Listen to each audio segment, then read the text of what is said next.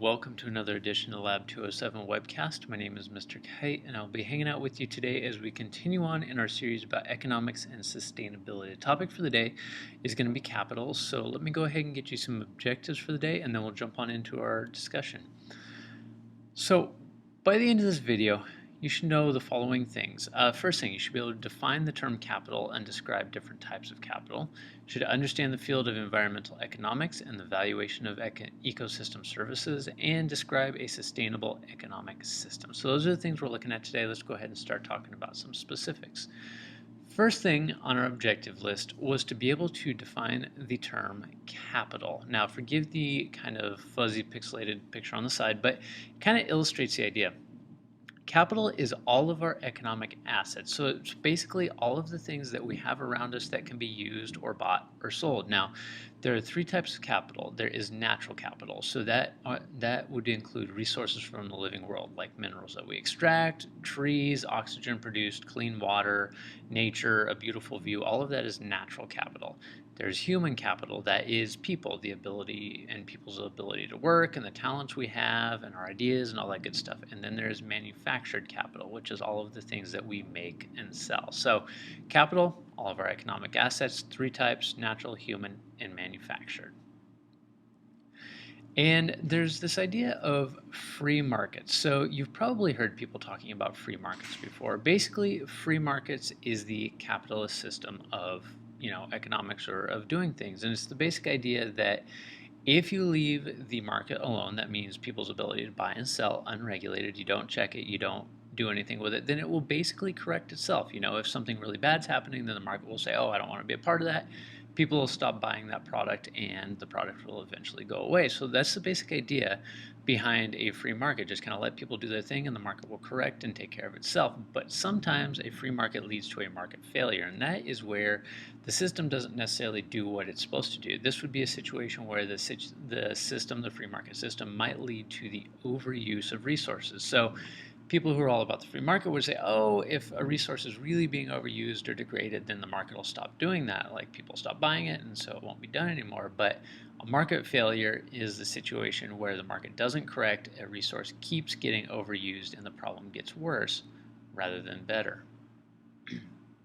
So there's a field of economics known as environmental economics. And environmental economics is a branch of economics that recognizes that the environment and economics are directly connected to each other. They realize that when goods are bought and sold, it takes resources from the natural world in order to buy or build or ship or whatever those products. So it kind of recognizes that the things people are buying and selling have a direct impact on the environment. And the field of environmental economics tries to figure out ways that the impact of the economy on the environment can be reduced. So they want to do as little harm to the environment as possible, and they realize that sometimes economic systems can be used in order to reduce the harm on the environment from our consumption. So one of the ways that they try to reduce this harm, or at least figure out what is being done, is through a practice called valuation. And valuation is basically trying to take something that doesn't necessarily have a price tag on it and assign a price to it. So the idea of this would be, how much would you pay for clean air? Like, obviously we don't have to pay for clean air, it's free, but if humans had to purify air, what would that cost, or what would that be worth? Now, a very concrete example of this is the city of New York. They get their clean water from the Catskill Mountains. That's a picture on the right of the Catskills. If the city of New York would have had to build a water purification system, it would have cost them several $billions to do so. Instead, they were able to protect the land around the watershed in the Catskills that is around the water that's flowing into New York City. And so by protecting that land, they protected their water supply, and they did not need to build the water purification system. So in order to put a valuation on that clean water, they could just say, oh, well, this is what it would have cost us to build a water purification plant. Instead, we protected the land, so that's what that system is worth, or that service is worth. Now, other things are really hard to put a value on, so sometimes researchers will do surveys with people, and they would say, hey, how much would you pay to see a beautiful sunset? Or how much would you pay to, say, know that a spotted owl exists, or how much would you pay to protect an elephant? Whatever people are willing to pay, that would be the valuation of that thing. And then, economists can kind of figure out, all right, how much money are we saving or giving away or whatever by protecting this thing?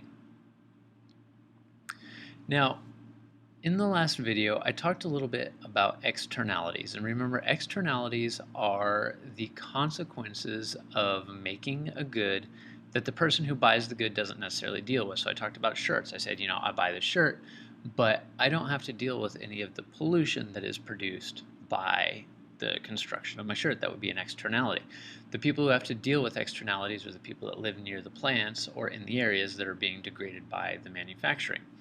Now, environmental economics would like to find ways to put the cost of the externality on the producer, so on the company that is producing that good, because their factory is there, it's polluting the water.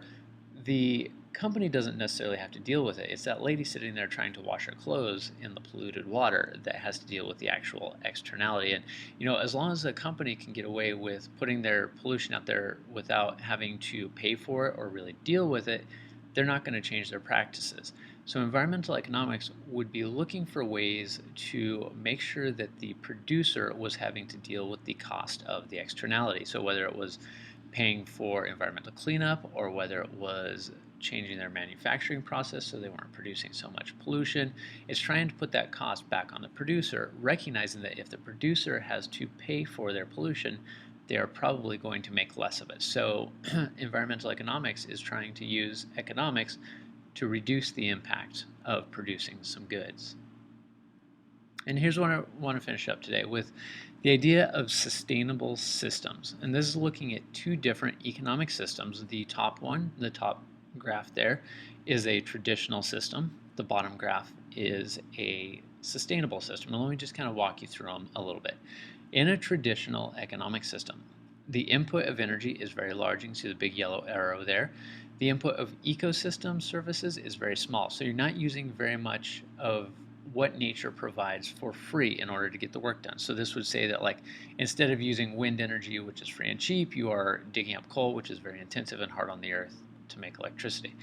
And there is big resource extraction. You can see that big brown arrow down there. And then there's that cycle in the middle of production and consumption. And then there is a huge output of waste. So in this top system, the people who are making things, their goal is to get as much resources as they can to make as big of a profit as they can, and they don't really worry about the waste. They just want to make as much profit as they can off of the resources. Now, in the sustainable system down there at the bottom, you can see that there is less energy put in, and at the end, waste is recycled. One of the reasons that there is less energy is because some of the waste that is coming out is being recycled back into the system. So rather than spending energy, digging up new aluminum or metals or whatever, you're using what's already been produced and recycling it.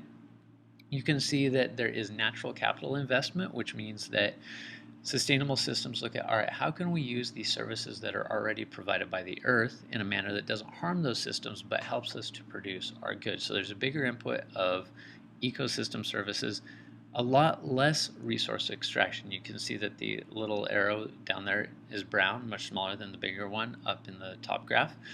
Because you're trying to recycle as many components or services as you can, you don't have to pull as much out of the earth. And you got the production and consumption loop. And then on the output, the waste stream is much smaller because you're taking a lot of it and recycling it back into the process. So both have the output of waste and both include inputs of energy and ecosystem services and resources.